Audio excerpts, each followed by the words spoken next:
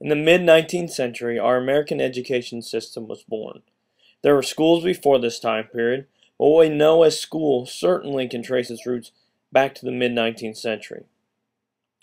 Education for the flood of immigrants coming to America, education of blacks, and even the education of Indians was a hot topic of discussion.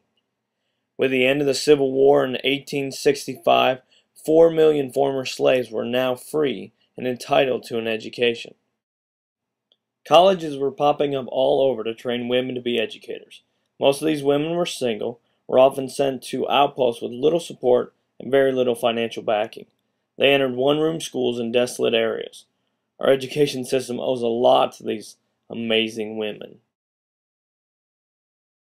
Though schools were pretty primitive at this time, we definitely had an era in the late 1900s of inventions. The electricity, the car, everything was about to change, and the whole world was about to change.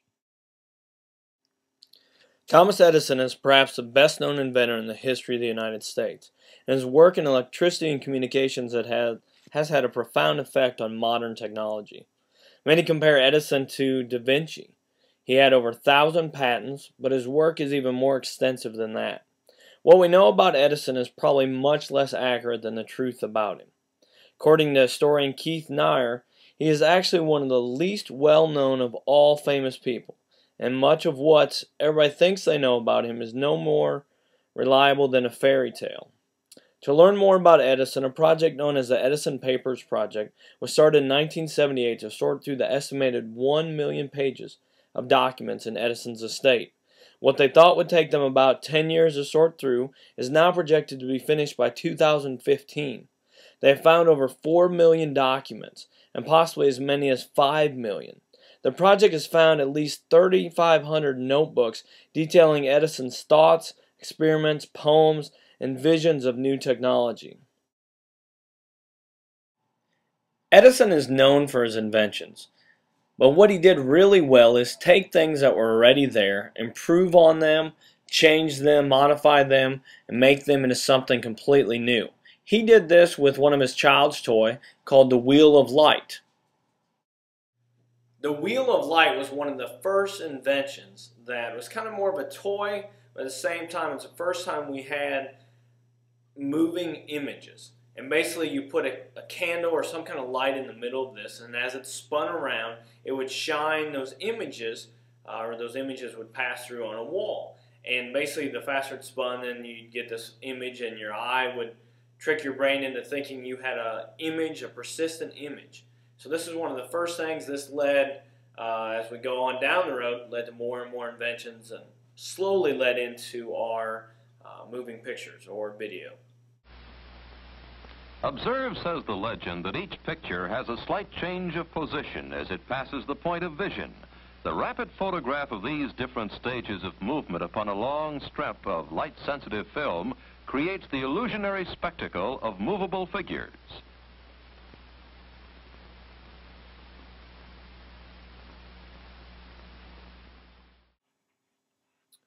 Edison's invention of the kinetoscope was to be the vehicle to bring film to the masses. But reality is, since only one person could view it at once, that you had a very limited amount of these that really caught on. And you had parlors in some places, but basically it was a novelty item. You would look through a little peephole and could see a moving image, but it was not much of a story. There was no sound. It really wasn't that exciting besides being just a novelty item. One of Edison's first films of taking these moving images was The Magician, and this came out in 1900. It was kind of a marvel at the time, but as you can see, it's a very short film. It was only about a minute long, but you know, at the time, this was cutting edge.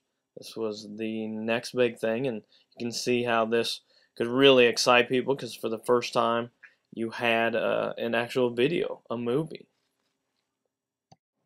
Edison used his house to create some of the very first films ever made.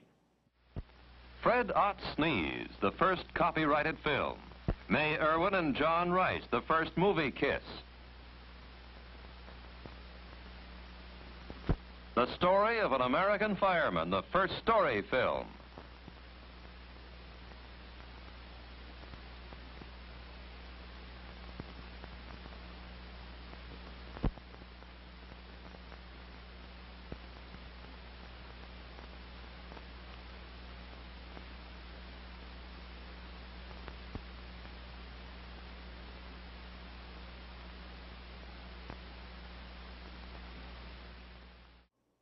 Edison knew that the filmmaking in his house wasn't going to be enough. After some filmmakers in France and in Europe started filming open-air videos, Edison decided that, hey, he also wanted to shoot some clips. And so here you have an example of a scene from San Francisco.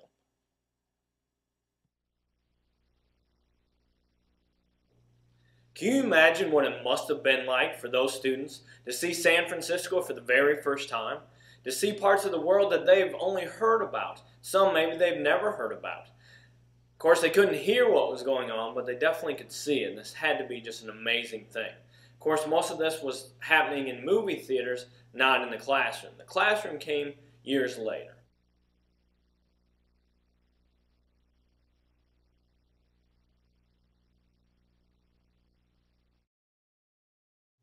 Although this kiss that's happening behind me doesn't look like much, at the time it was very controversial. You could be arrested for showing something like this on the stage, but when it became on film, everybody was okay with it. Same thing with pictures of Christ. It used to be illegal to have any moving images of Christ at all. Even portraying Christ on stage was completely unheard of. But this kiss was one of the things that helped change that. Once people saw Christ on the big screen and the ministers were happy and okay with Christ being portrayed in the Passion Play, they almost demanded that Hollywood would produce more films about Christ so that people who were struggling with their faith could visually see Jesus and experience Jesus and want more of him. Like I said, this kiss, pretty tame now, but it was pretty brutal back in the day.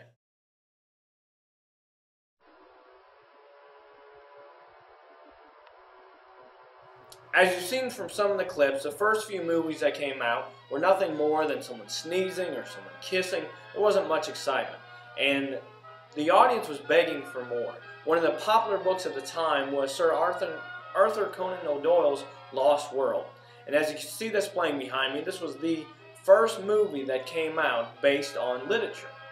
It was still a silent film, but they did add music to it to enhance it a little bit, but it wasn't, the actors weren't actually talking. It wasn't a talkie, as they call it. But there are some pretty high-end special effects in this. Stuff that for years to come would kind of be the standard of what special effects look like in a movie.